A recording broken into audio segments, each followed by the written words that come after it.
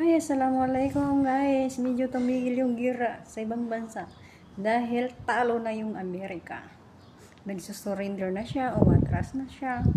Hindi nila alam sa pinakamayaman sa buong Middle East yung Iran. Alam niyo ba guys, may city yan sila sa loob ng lupa. Yan ang bang nagustuhan nila na tumaas yung gasolina.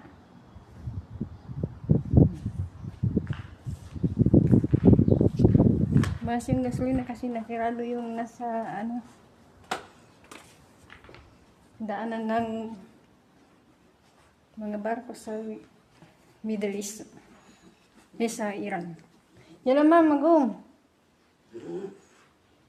Talo na yung Amerika.